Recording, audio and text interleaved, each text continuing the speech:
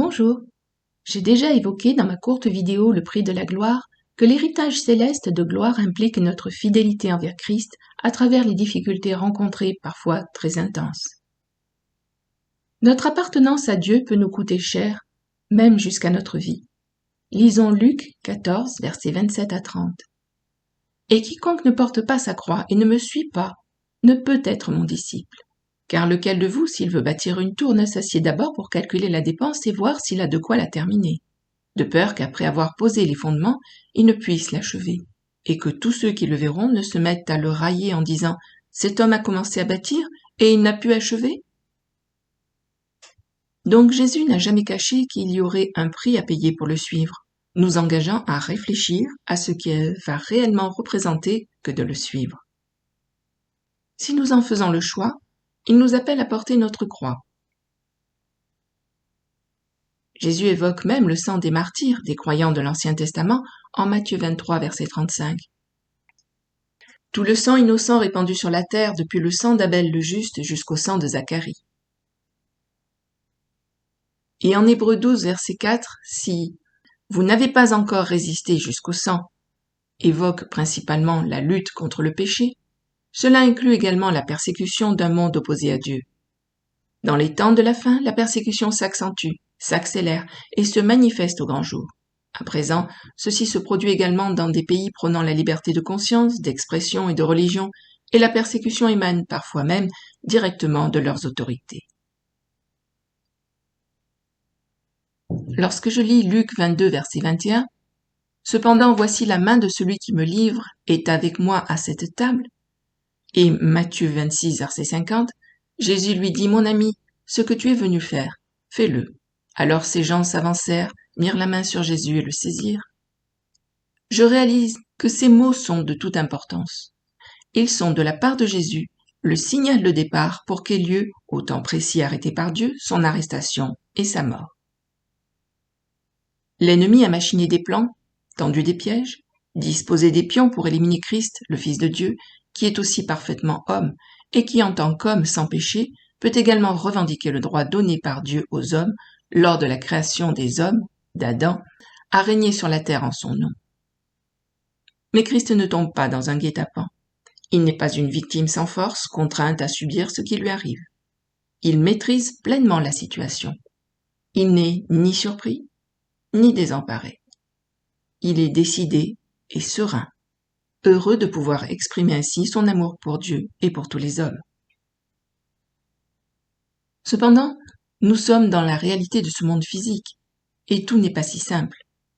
On peut avoir de bonnes dispositions à obéir à Dieu, et devant l'épreuve dire comme Jésus en Luc 12, verset 50, « Il est un baptême dont je dois être baptisé, et combien il me tarde qu'il soit accompli. » Mais quand le pressoir fait son œuvre, et que l'angoisse augmente, même Jésus s'est senti troublé et a dû trouver la force de se ressaisir.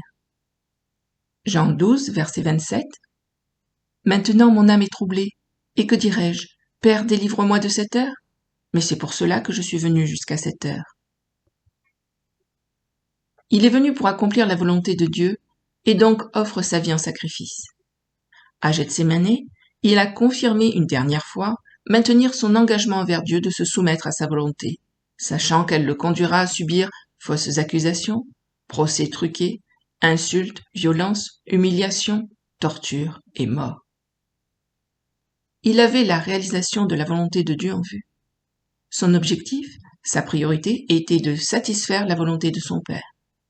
Et il ne permit à rien ni à personne de l'empêcher de s'y tenir, ni l'angoisse de ce qu'il attendait, sachant tout ce qu'il devait endurer, sachant qu'il devra mourir jeune, quitter sa famille et ses amis, ni justement la tristesse de ses plus proches disciples, leur refus de le voir se séparer d'eux et leur désarroi devant l'annonce de ses souffrances et de sa mort, lui qu'ils avaient reconnu comme le Messie, le futur roi d'Israël. Ainsi retentit le cri de l'apôtre Pierre, en Matthieu 16, verset 22. Pierre, l'ayant pris à part, se mit à le reprendre et dit « À Dieu ne plaise, Seigneur, cela ne t'arrivera pas. » Malgré cela, Jésus demeure ferme dans sa décision. Puis à Gethsémani, Jésus a prié, et il a reçu de Dieu la force de poursuivre dans ce chemin difficile d'obéissance et de souffrance. Luc 22, verset 43. Alors un ange lui apparut du ciel pour le fortifier. Une fois sa décision confirmée et son cœur conforté, il s'avance en paix sur le chemin de la croix.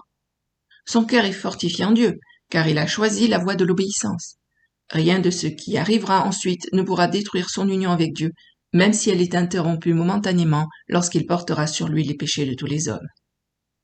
En cet instant, Dieu détournera son regard de Jésus qui criera dans une grande angoisse, une grande détresse, « Mon Dieu, pourquoi m'as-tu abandonné ?» Matthieu 27, verset 46. Mais Christ boira la coupe jusqu'à la lie et abandonnera sa vie. Il entre volontairement dans la mort, une mort qu'il ne méritait pas lui-même, ayant mené une vie entièrement sainte, sans aucun péché, mais qu'il subit pour tous les hommes afin de leur donner la vie éternelle, l'accès à une complète réconciliation avec Dieu. Si nous lui appartenons, si nous sommes ses rachetés, suivons son exemple d'obéissance jusqu'à tout perdre, jusqu'à la mort, un exemple de paix et de confiance dans la foi et dans l'obéissance. Dieu ne nous sacrifiera pas comme de simples pions, mais utilisera notre souffrance pour notre sanctification et notre exemple pour sa gloire, pour conduire d'autres à la foi en lui, comme il l'a toujours fait.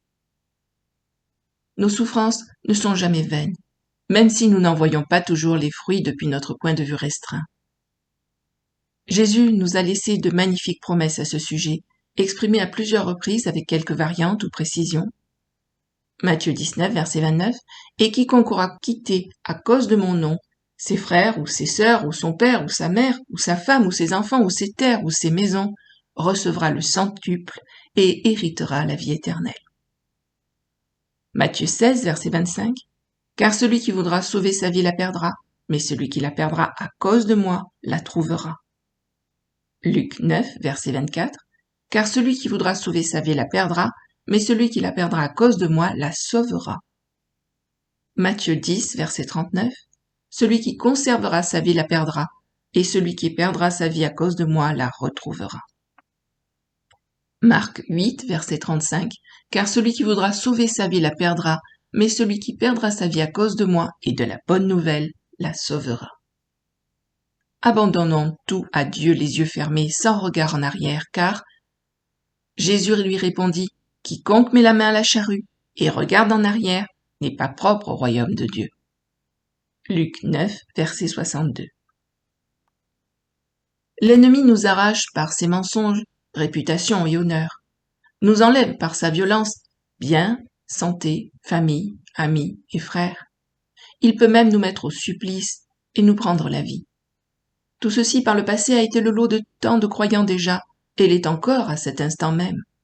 Alors pourquoi pas nous? Pourquoi pas moi?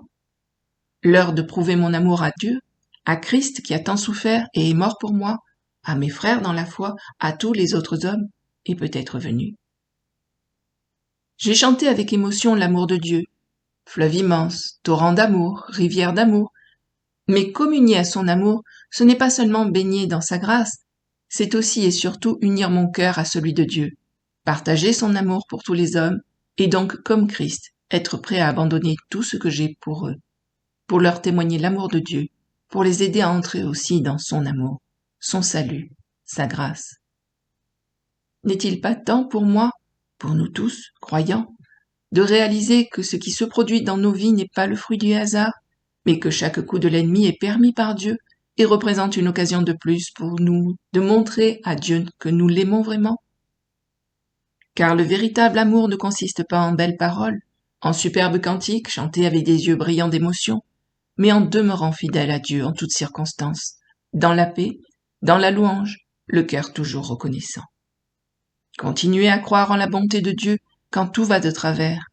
Gardez confiance en lui et lui adressez des actions de grâce pour tout ce qu'il a accompli pour nous, pour tout ce qu'il a prévu pour nous dans l'éternité future, parce que même au cœur de l'épreuve la plus dure, il est là, fidèle à sa promesse. Et voici, je suis avec vous tous les jours, jusqu'à la fin du monde. Matthieu 28, verset 20. Gardons les regards fixés sur lui, même et surtout lorsqu'il ne nous répond pas et que nous passons par un temps aride et avons l'impression qu'il nous a abandonnés. Dieu peut garder le silence, il n'est tenu ni de nous répondre, ni de nous exaucer, ni de nous expliquer quoi que ce soit. et même ainsi, il doit demeurer mon Dieu, et je garderai toujours en lui mon espérance, comme l'affirme Job 13, verset 15, version David Martin et King James, Darby, Summer et Second 21. Même s'il me tuait, je continuerai à espérer en lui. Voilà la véritable foi, le véritable amour pour Dieu qui ne nous est accessible que par notre volonté à lui obéir et par le travail de son esprit en nous. À bientôt. Au revoir.